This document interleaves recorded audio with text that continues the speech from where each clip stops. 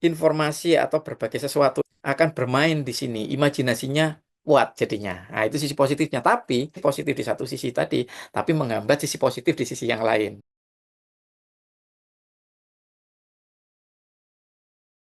Assalamualaikum warahmatullahi wabarakatuh. Jumpa lagi dengan saya Rudi Cayo masih di acara Daily Parenting. Kali ini kita akan membahas tentang gadget. Ya, sekali lagi saya bahas tentang gadget. Kalau di beberapa video yang lalu saya sudah sempat memberikan cara untuk bagaimana mengelola penggunaan gadget bagi anak.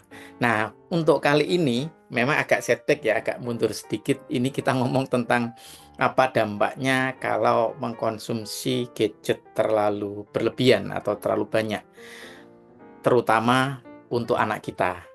Nah, ini memang akan berbeda ya efeknya buat anak-anak dan orang dewasa.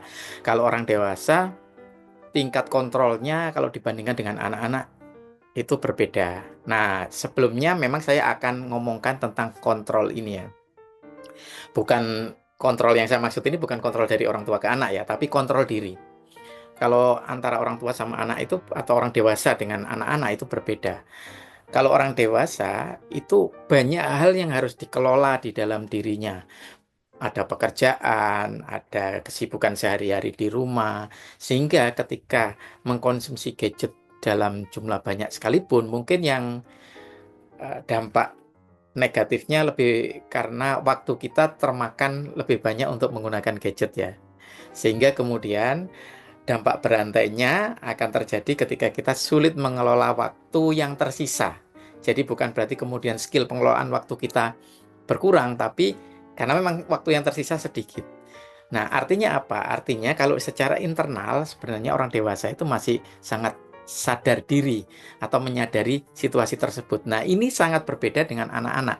Kalau anak-anak dalam situasi tersebut dia tidak menyadari, artinya ini antara subjek pasif dan objeknya yang aktif gitu ya. Ini kebalik kan, kalau lumrahnya kan subjek yang aktif, objeknya ini yang diberi perlakuan. Nah, awalnya mungkin dalam kondisi penggunaan gadget di awal-awal, subjek atau si anak ini menjadi pengontrol, kemudian objeknya atau gadgetnya itu yang dikontrol, dikelola. Nah, tetapi lama-kelamaan ketika waktu itu bertambah, maka gadget ini akan mengambil alih. Dia akan lebih aktif untuk menguasai anak kita ini. Karena dia semakin lama semakin menikmati, larut di dalamnya, dan dia menjadi pasif untuk menjadi penikmat ya, penikmat dari gadget ini. Nah, jika hal itu terjadi, maka eh, kontrol anak yang kurang ini, yang lebih banyak justru dikuasai oleh gadgetnya tadi, maka dia akan menjadi terputus dengan lingkungan sosial yang lebih nyata. Ya, misalnya ada gejala-gejala ketika diajak ngobrol mungkin nggak nyambung karena sedang memperhatikan gadgetnya. Kalau dimintain tolong atau orang tuanya mungkin memerintah sesuatu, itu kadang juga tidak mendengarkan. Ya. Tapi untuk kadang-kadang gini juga anak-anak ya, untuk menunda apa yang diminta oleh orang tua, dia bilang sebentar, ya, sik gitu ya. Kalau dalam bahasa Jawanya sik gitu ya, sebentar.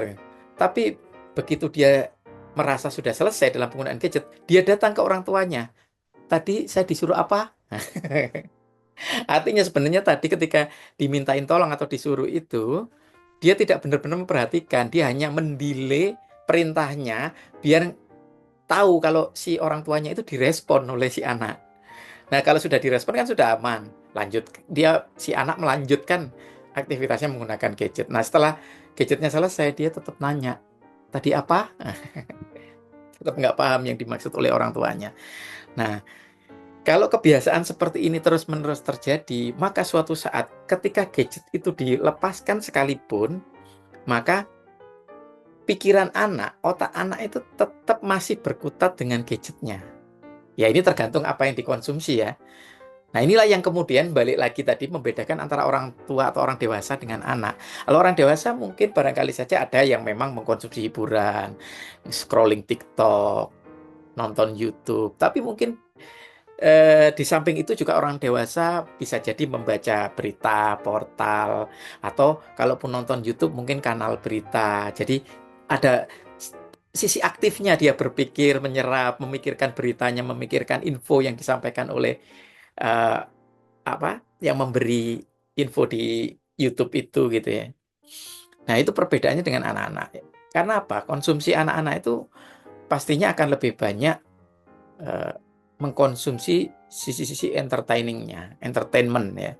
Nah, ini ini wajar ya untuk anak-anak mengkonsumsi entertainment ya, karena memang eh, sisi pleasure-nya itu memang tinggi untuk minta dipenuhi gitu ya, untuk menuntut untuk dipenuhi.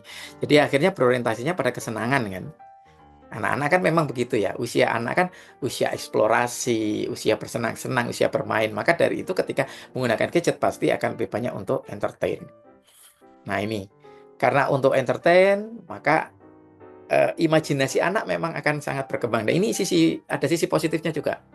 Imajinasinya berkembang, cara berpikirnya lebih divergen, lebih membuka diri untuk memberi peluang berbagai input atau informasi itu untuk masuk gitu ya. Tapi ya masuk masuk dengan cara informasi itu yang aktif tapi anaknya pasif. Ya ini beda dengan orang tua tadi atau orang dewasa tadi ketika informasi itu masuk, orang dewasanya aktif. Nah, kalau anak-anak enggak.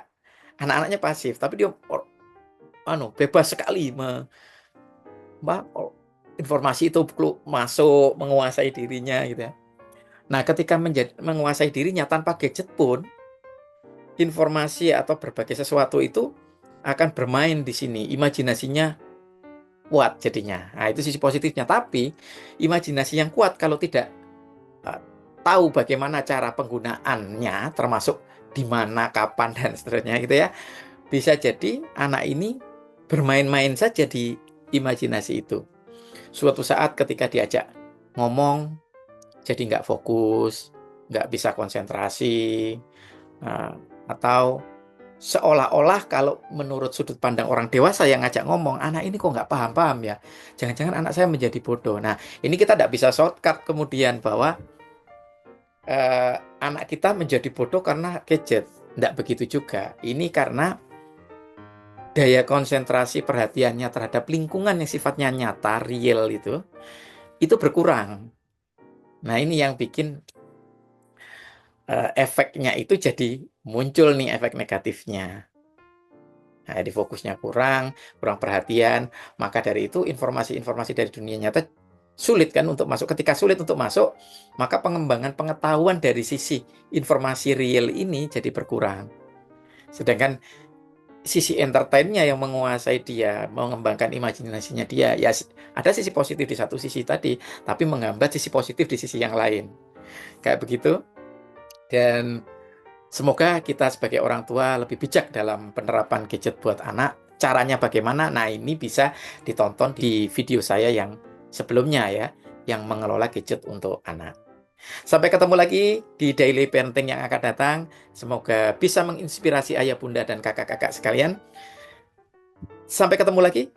Terima kasih sudah menonton. Assalamualaikum warahmatullahi wabarakatuh.